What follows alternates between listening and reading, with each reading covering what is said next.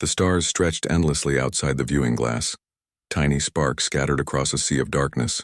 To most people, the sight of deep space was lonely, frightening even. But to Captain Adrian Vey, it was the only place that truly felt like home. He had spent more than half his life moving from ship to ship, from colony to colony, always reaching further, always looking for something new. Humanity was young among the stars, yet determined. They were explorers, settlers, and survivors. Adrian's ship, the Starlance, was a medium-class exploration vessel, sturdy and fast, with a crew of 80. Their mission was simple: survey the unexplored sectors beyond the Terran colonies, map resources, and identify habitable worlds. It was supposed to be routine, but Adrian had learned long ago that routine in deep space rarely stayed that way.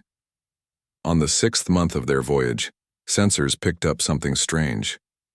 At first it looked like debris, maybe the remains of a battle, but as the ship drew closer, the object revealed itself as massive, too large to be wreckage, too intact to be only drifting scrap. Lieutenant Kara, his sensor officer, leaned forward over her console. "Captain, you'll want to see this." Adrian stood beside her and studied the readings. The ship in front of them was enormous, shaped like a crescent and covered in a surface that seemed to shimmer like living metal. It gave off faint energy signatures, old but steady, as though it were asleep rather than dead. "That's no design I've ever seen," Kara whispered. "Nor anyone in the fleet," Adrian replied. His voice was calm, but inside curiosity surged like fire. Humanity had discovered ruins before. Abandoned stations, broken machines, whispers of civilizations long gone. But this ship felt different. It was not ruin, it was waiting. He gave the order. "Bring us into orbit. Send a drone to scan for hazards." The crew worked quickly. The drone zipped forward and relayed images of dark halls, shattered corridors, and large chambers lined with strange organic-like structures. There were no life signs, but faint oxygen pockets existed in some sections, enough to suggest the ship once held a living crew. Adrian stared at the hollow interior on the display. He felt a pull, an instinct as though the ship wanted to be found. Against the cautious protest of his first officer, Commander Hayes, Adrian ordered a boarding team prepared. "Sir," Hayes argued, "this could be dangerous. We don't know if it carries pathogens, traps, or automated defenses." "I know," Adrian said firmly. "But humanity has always learned by stepping into the unknown. If we leave without trying, we may never get this chance again." Within an hour, Adrian and a small team suited up and crossed the void in a shuttle. They entered through a massive breach in the alien hull, one side torn as though from an ancient explosion. Their boots clanged against the strange metallic floor, echoing into the hollow emptiness. The corridors were dim, lit only by faint pulses of blue light running like veins along the walls. The air was thin but breathable through their filters. Every surface looked grown rather than built, as if the ship was part machine, part organism. Lieutenant Kara murmured, "It feels alive." Adrian nodded. "Stay alert." They advanced deeper. Rooms stretched out like great hives, filled with pods and consoles that seemed fused into the walls. Whatever this species had been, they hadn't used the same cold mechanical designs as humans. Their technology breathed with a strange elegance. Then came the sound. It was faint, like a whisper carried through pipes, but it made the team freeze. Adrian raised his hand, signaling silence. The sound grew louder, a faint groan like someone in pain. "Life sign," Kara said suddenly, staring at her scanner. "Weak, but definitely there. Ahead 200 meters. The crew exchanged stunned looks. To find a survivor on a derelict this old was almost impossible. Yet Adrian felt no hesitation. "Let's move." They followed the signal into a chamber larger than any before. In its center lay a shattered throne-like seat, and slumped against it was a figure. It was not human. The being's body was tall and lithe, armored in what looked like broken plates of silver and black. Her skin, yes, her, gleamed faintly, pale like starlight. Her hair was long, tangled, and silver blue, flowing like threads of liquid metal. She gripped a broken weapon in one hand, though her strength seemed drained. When Adrian and his team stepped closer, her eyes snapped open. They glowed faint gold, sharp and burning with defiance. With surprising speed, she raised the weapon, though it barely powered on. Adrian halted and raised his hand slowly, showing no hostility. "We are not your enemies," he said gently. "We found your ship adrift. We want to help." The alien's breathing was heavy, her voice rough when she spoke. "Human?" The word dripped with bitterness, but also with weakness. "Why, help me?" Adrian knelt slightly, trying to meet her gaze without threatening. "Because you're alive, and that's reason enough." For a moment she seemed ready to fight, but then her body shook and the weapon fell from her grasp. She slumped forward, unconscious. "Captain," Kara said urgently. "She won't survive much longer without medical attention." Adrian hesitated. This was the decision point. His orders were clear: recover alien tech, not aliens themselves. Bringing her aboard could put his crew at risk. She could be hostile, dangerous, even a spy. Yet something inside him refused to leave her here. He finally said, "Bring her carefully, we'll save her." Back aboard the Starlance, the alien was placed in the medical bay. The ship's AI assisted the doctors in stabilizing her. Her biology was strange but not incomprehensible. She breathed oxygen. Her blood carried iron and her cells responded to treatment. Slowly her wounds healed, though she remained unconscious. For 3 days she lay in silence, and the crew whispered their fears. Some called her a threat, others a miracle. Commander Hayes confronted Adrian privately. "Sir, you know the risk. She could be a soldier from a hostile empire. The fleet will demand answers when they learn we're harboring her." Adrian's reply was steady. "Then I'll answer them. I couldn't let her die. Not when she was right there in front of us." On the 4th day she woke. Her eyes fluttered open and she stared at the sterile walls around her. Adrian was present, waiting patiently. He greeted her with a calm smile. "You're safe. You're aboard a human ship now." The alien studied him in silence before speaking. "I am Lyra, commander of the Valari Dominion." Her tone carried pride but also exhaustion. Adrian introduced himself, explaining their mission. Lyra listened, though her expression was hard. "You should have left me." "The Valari do not surrender," Adrian replied softly. "Then consider this not surrender but survival." Something flickered in her golden eyes, a mix of confusion and resistance. For her, depending on another, especially a human, was the greatest humiliation. Yet without his choice, she would have been dead. Days passed. Lyra remained under watch, her injuries healing. She rarely spoke, but Adrian visited often, bringing reports, sharing small pieces of human culture. He wanted her to see that his people were not conquerors, but explorers. One evening, Lyra finally asked, "Why risk your ship for me? What do you hope to gain?" Adrian shook his head. "Not everything is about gain. Sometimes it's simply the right thing to do." She stared at him, stunned by the simplicity of his words. Her people had fought wars for centuries, always seeking power. The idea that a commander would risk himself for no reward seemed alien. It was in that moment, the moment she allowed herself to listen, to not resist, that she made her first surrender. It was not of body, nor of will, but of pride. She let down her guard just a little, and allowed the possibility that this human was not her enemy. For Adrian, it was a spark that would burn far brighter than he imagined. He didn't know why yet, but saving her had already begun to change him. The encounter was only the beginning. The Starlance glided silently through space, its engines humming like a steady heartbeat. Life aboard the ship had returned to routine, at least on the surface. The crew worked shifts, mapped sectors, and ran surveys. But beneath the surface, tension brewed. It wasn't the unknown stars that made the crew uneasy.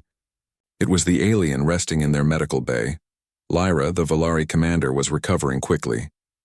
Her wounds had closed, her strength had returned, and her golden eyes burned with the fierce pride of her people. She was not chained, but the security team always kept watch nearby. Most of the crew whispered about her in the mess hall, unsure whether to see her as a guest, a prisoner, or a threat. Captain Adrian Vey carried the weight of their doubts on his shoulders. He knew he had broken protocol by saving her. Fleet Command would demand explanations. But every time he looked at Lyra, he knew he had made the right choice. The first true test of trust came when Lyra asked to leave the medical bay. "I am no fragile creature," she said one morning, her voice steady though her steps were still weak. "I will not lie in a bed while you all stare at me like an animal." Adrian considered her request carefully. Some of his officers wanted her confined, fearing she might sabotage the ship, but Adrian believed isolation would only feed her hostility. He finally gave permission, under supervision. So Lyra walked the halls of the Starlets. Everywhere she went, silence followed. Crew members paused, staring. Some avoided her completely. Her presence was a reminder that this was no ordinary mission. Lyra carried herself with dignity, even though she could feel the fear in their eyes. To her, humans were strange. They were weaker than Valari in body, yet they moved with determination. They were young as a species, yet they built ships to cross the stars. And Adrian confused her most of all. One evening, Adrian found her standing before the large viewing glass in the observation deck. Stars glittered across the void, endless and silent. She did not turn as he entered. "You call yourselves explorers," she said quietly, "but you do not understand what waits out there." Adrian stepped beside her. "Then tell me." Lyra's eyes reflected the starlight. "The Valari once ruled these stars. Our fleet stretched across hundreds of systems. But pride led us into a war we could not win. The Draxith came, creatures without mercy. They destroyed us system by system. Now we are scattered, broken, hiding in the shadows." Adrian listened in silence. He could feel the weight in her words. For the first time, he saw not only a proud warrior, but a survivor, carrying the ashes of her people. "I should hate you," she continued. "Humans thrive while we fall, but—" She hesitated, her voice lowering. "You saved me when you had no reason. That I cannot ignore." Adrian turned to face her.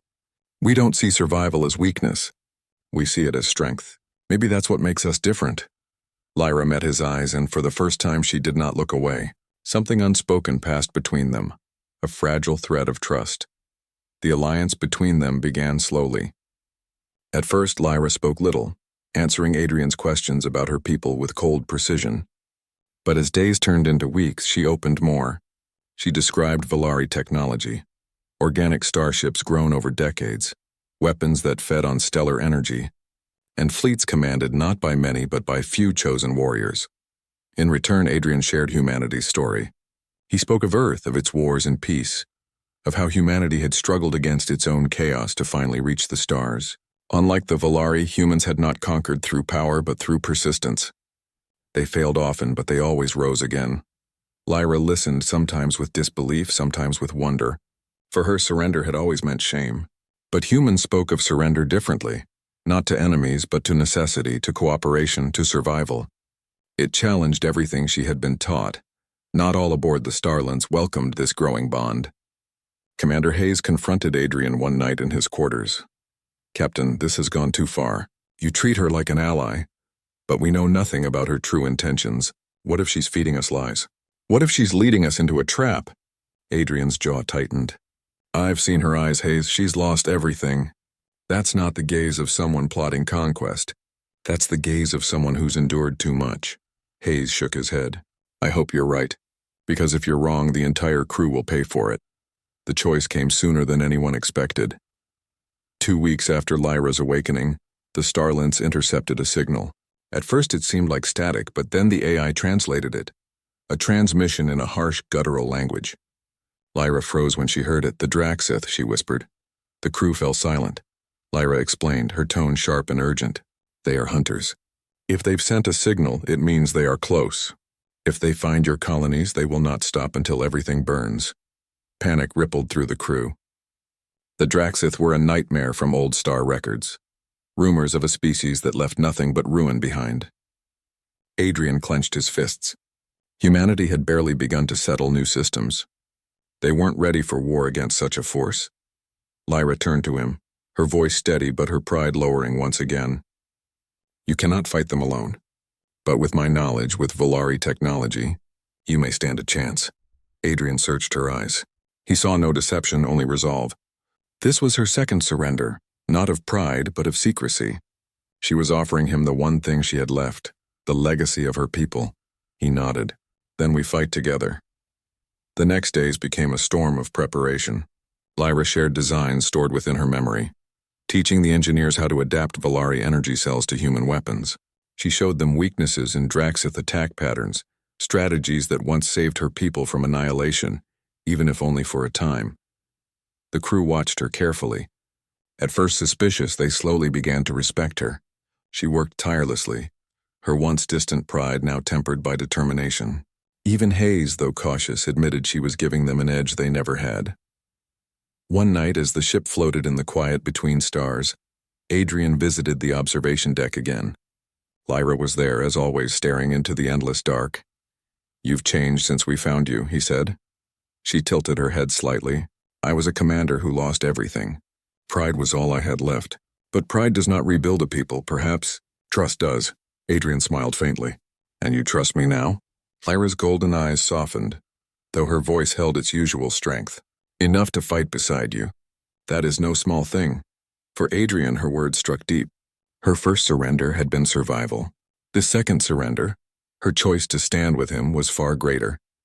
And though he did not admit it, he was becoming addicted to her presence, to the strength and vulnerability she carried at once. Then came the order from Fleet Command. A transmission arrived, demanding that Adrian return to human space immediately with the alien in custody. Fleet intelligence wanted to interrogate her, fearing she might be a threat disguised as an ally. The crew was divided. Some agreed it was safer to obey. Others argued they would lose everything Lyra had shared. The debate nearly split the ship. Adrian stood before them all in the command deck, his voice firm. "We will not hand her over. She is not a prisoner. She is an ally. If Fleet Command wants answers, they'll have them, but on our terms, not theirs." The room fell silent. Even those who doubted him felt the conviction in his words. When Lyra heard of his decision, she was silent for a long moment. Then she said quietly, "You risk your career, even your life, for me. Why?" Adrian met her gaze without hesitation. "Because you trusted me when you didn't have to. I won't betray that." For Lyra, it was a shock deeper than any wound. In her world, loyalty was earned only through power and fear. But here was a man who offered it freely, without demand. It broke down another wall inside her. She realized her pride was no longer chains, it was dissolving into something new. She surrendered again, not in defeat but in choice. She chose to believe in him, but fate gave them little time to dwell on trust. The next morning, alarms blared.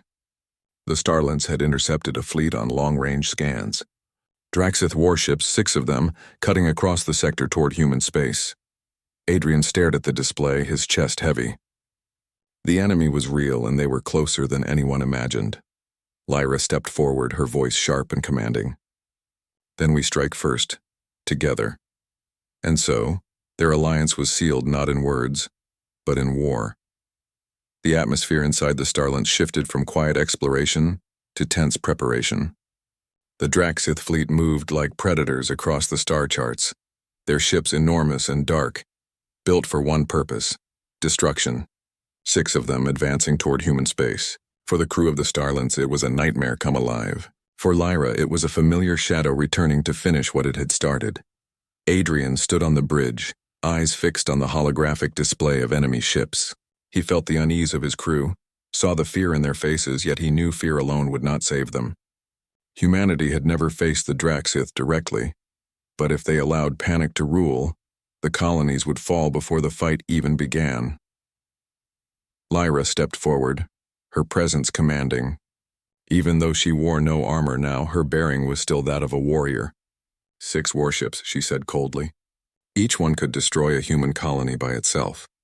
You cannot outrun them forever. If you retreat, they will follow until nothing is left. Then what's the alternative? Hayes asked sharply. We can't fight them head on. Our weapons won't scratch their hulls. Lyra's eyes burned with determination. There is a way. But it requires both of us, your people and mine, to trust each other completely. Adrian turned toward her. What are you thinking? She spoke slowly, as if weighing each word. There is a Valari warship hidden in this sector. An ancient vessel from the final days of our empire. It was built with technology far beyond what humans possess. It may be the only thing powerful enough to face the Draxith.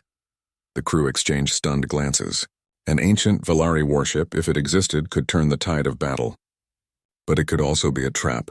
Hayes voiced the thought on everyone's mind. How do we know this isn't a trick?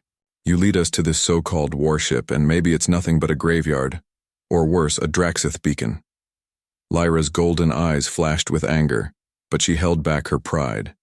Because if I wished you dead, Captain, I would not be standing here. I would have let the Draxith find you themselves. Adrian studied her. He could sense the weight in her voice, the bitterness of memory, the faint tremor of hope she tried to hide. He nodded. "We'll find this ship." The journey took 3 days. Guided by Lyra's directions, the Starlents navigated through a field of dead moons orbiting a dim, dying star. At first there was nothing, only rocks and silence.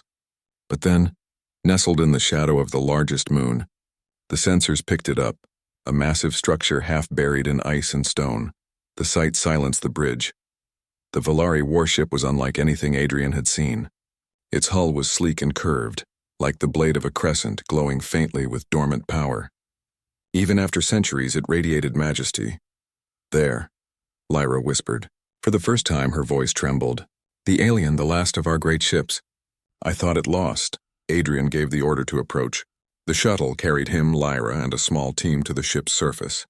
As they stepped onto its frozen hull, Adrian felt a strange vibration under his boots, as if the ship was aware of their presence. The entrance opened at Lyra's touch, organic metal shifting like living tissue.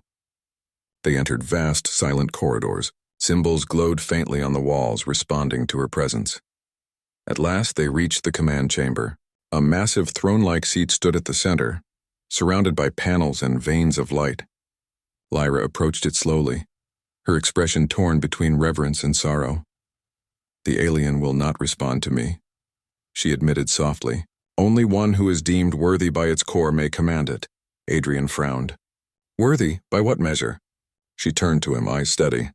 "The ship was built to choose leaders not by blood but by spirit. It will test whoever seeks its command." Adrian stepped forward without hesitation.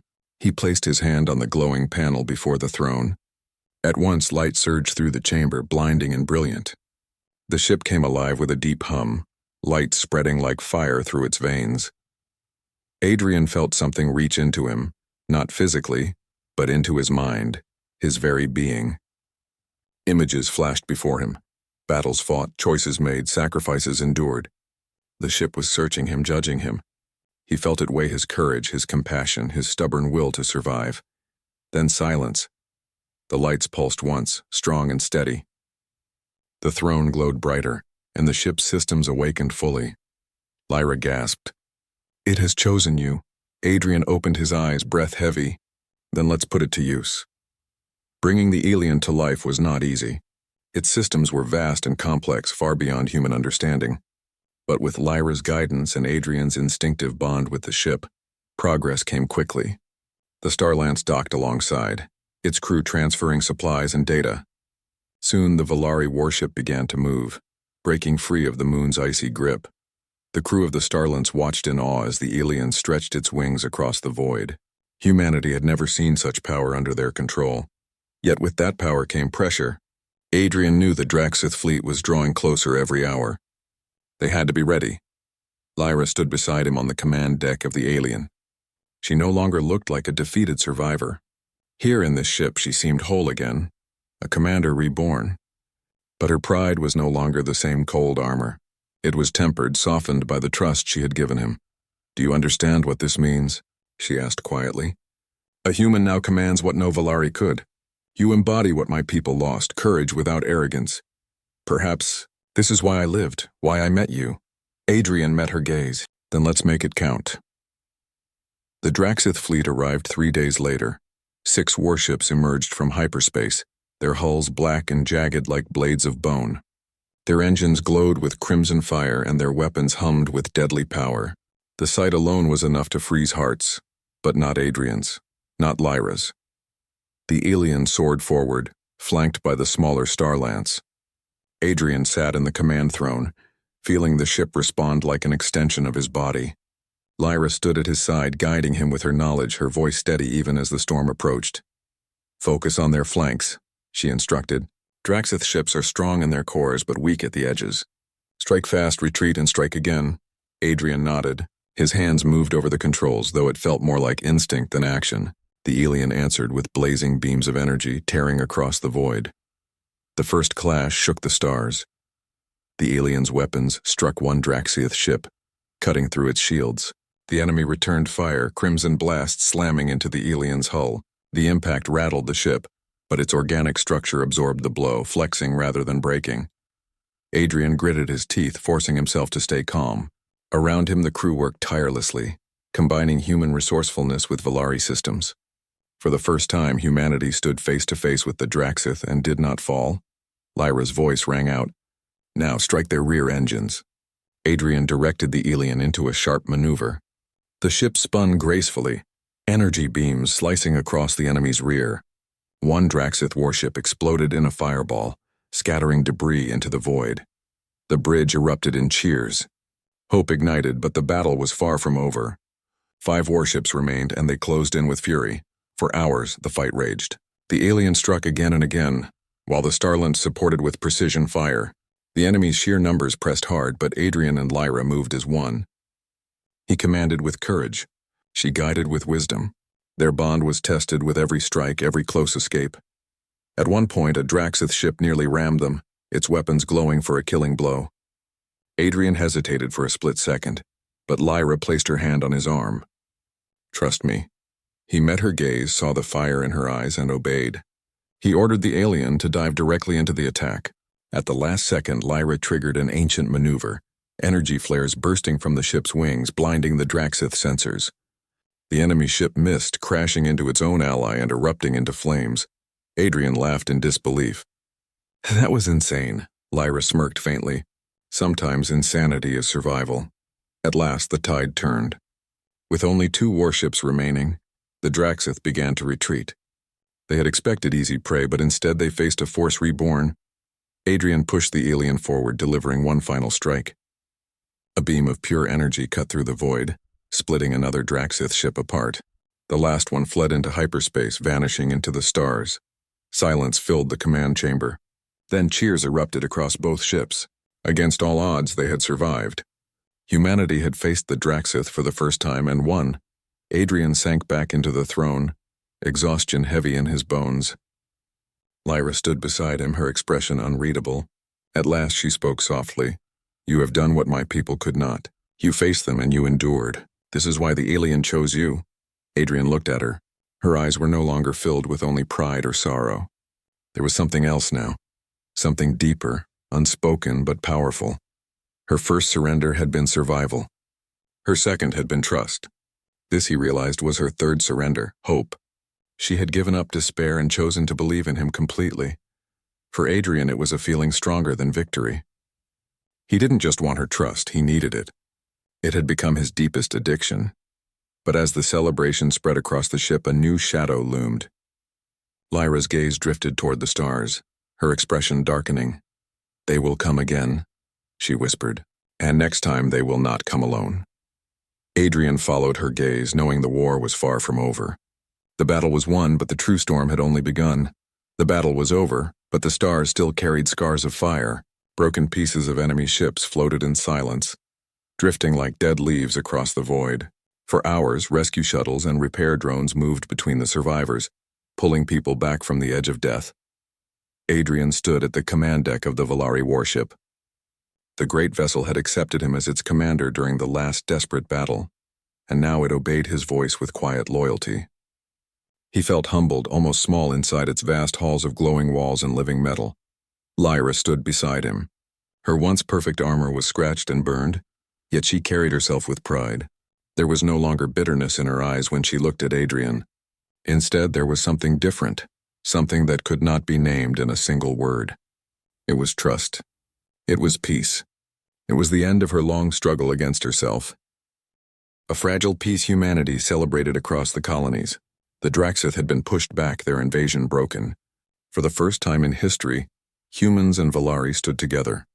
Survivors from Lyra's people had begun to appear, answering signals that had been silent for centuries. The Valari remnants were scattered, wounded and broken.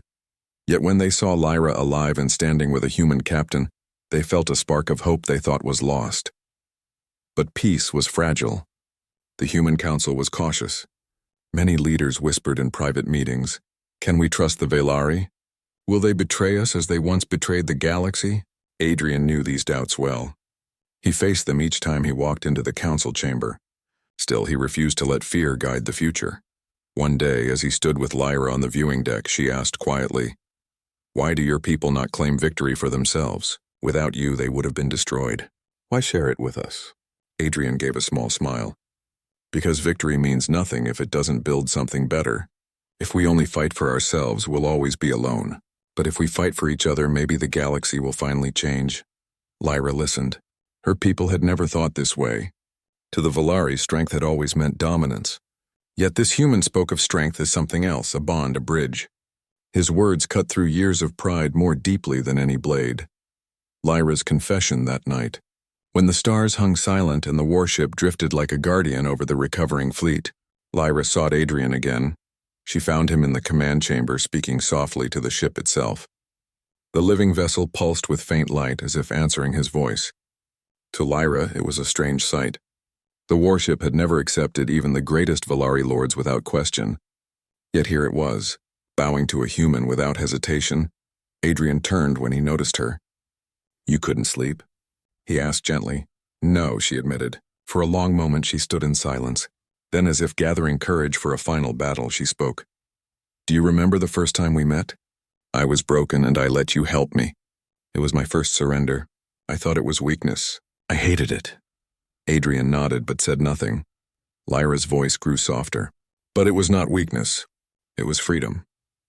When I trusted you, I stopped fighting alone, and now I cannot stop.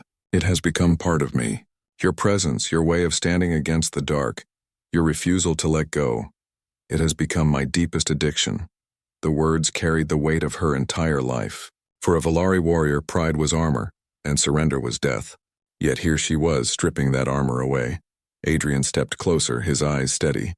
"Lyra," he said, "your trust isn't a chain. It's a choice. And it means more to me than any victory." The warship hummed around them as if sealing their exchange with silent approval. A new alliance. Over the following months, humans and Valari remnants began to meet. At first there was tension. Soldiers watched each other with suspicion. Leaders argued. But slowly, through shared rebuilding efforts, bonds formed. Valari engineers repaired human ships. Human medics healed Valari survivors.